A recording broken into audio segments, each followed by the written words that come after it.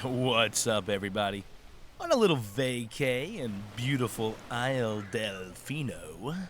Just hanging with the boys, Johan, Francis, chillin', dehydrated, absolutely thriving. Now, today we're discussing my top 10 projects of 2025. It's been a great year for music in virtually all genres, and we do have a lot to get to, so before we do that, if you're new here, leave a like and hit the bell down below, and let's get to my top 10 albums of 2025. At number 10, we got To Be Gentle with If You're Reading This, We Are All Concerned and We All Love You. This Screamo album really took me by storm earlier in the year with its dramatic sound, lo-fi recording, and fantastic performances. Touches of post-black metal and emo soak each song and make for an emotional and somber listen. Tracks like the opener Sprite Blue and its follow-up My Greatest Treasure really show the dichotomy between sadness and aggression that I think this album really excels at. At number 9, we have Celestial Scourge with Observers of the Inevitable. Galactic brain technical death metal from Norway that makes you want to break someone's nose every time I hear it. We got amazing guitar work, drum work, killer vocals, and lots of high skill, high talent songwriting and playing.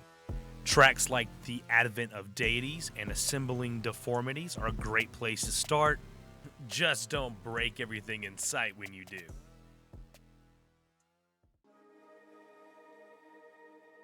Coming in at number 8, we have Blind Equation with A Funeral in Purgatory. A really cool cyber grind project out of Chicago with touches of deathcore, post-black metal, jungle and drum and bass, and plenty of chiptune adjacent synths. The modern cyber grind scene is putting out some of the best material the genre's ever seen, and I've been listening since the Genghis Tron days, so I've been here a minute. I'd recommend tracks like Relinquished Dreams and Nothing, as I feel they're both good indicators of the type of sound this album plays with. At number 7, we have Bet Cover's Yuki. I'm super late to finding this Japanese jazz rock band's output. Hell, I only found them because I saw this album climbing up the charts at Rate Your Music, but I highly recommend starting here. Stylish, jazzy, progressive bar burners left and right on this one. This shit is so catchy. Tracks like Wasaru Onna and Miko no Concert have been on repeat all year.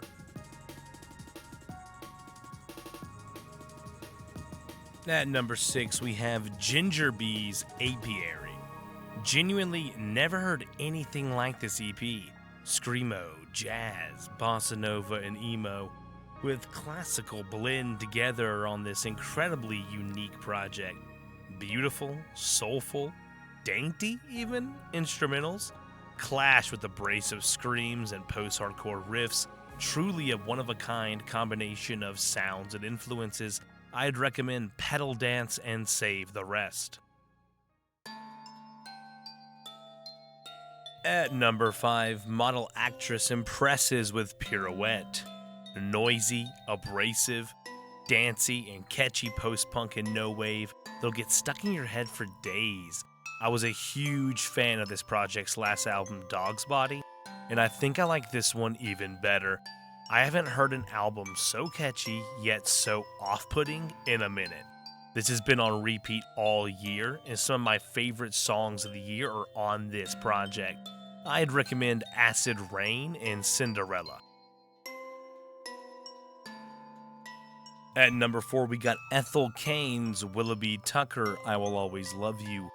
Haunting, beautiful, late August, sun-kissed slowcore and ambient that makes this my favorite Ethel Cain project so far. The sound on this one is to die for. Everything is drenched in this Twin Peaks haze that makes these tracks feel so somber and beautiful. Nettles was my most listened to song of the year, and I'd highly recommend Tempest as well. At number 3, we got Clips with Let God Sort Them Out. Great production from Pharrell. Bars after bars after bars by Pusha T and Malice. And barely any skips make this my favorite rap album of 2025. The shit is mean. I mean, that kind of shit that makes you mean mug in the car by yourself. You know what I'm saying? I'm talking mean shit. Highlights like So Be It, FICO, and So Far Ahead have made me come back to this album again and again. It's Johan's album of the year. So definitely don't sleep on this one.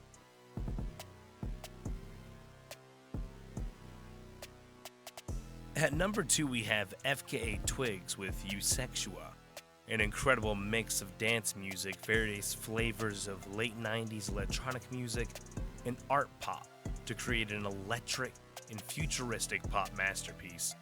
I've been a long-time fan of Twigs since LP1, and this is my second favorite project of hers.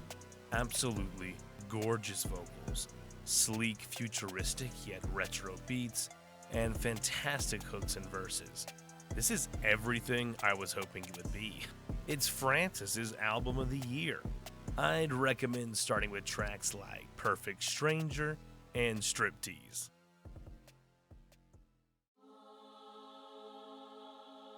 And at number 1, we have Rosalia with Lux.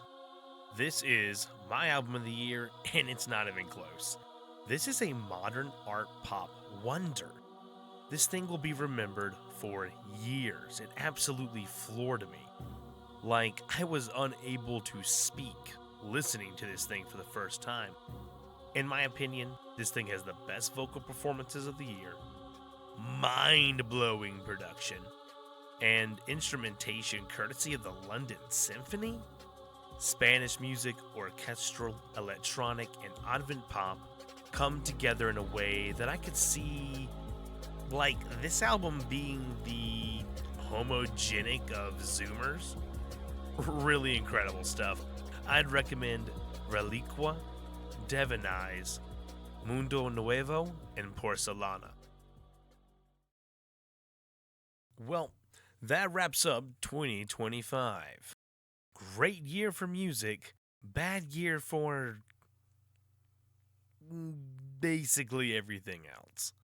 Leave a comment down below with your favorite releases of 2025 so that others can find a treasure of recommendations. Ring the bell as well, and may you never stop searching for new and exciting art.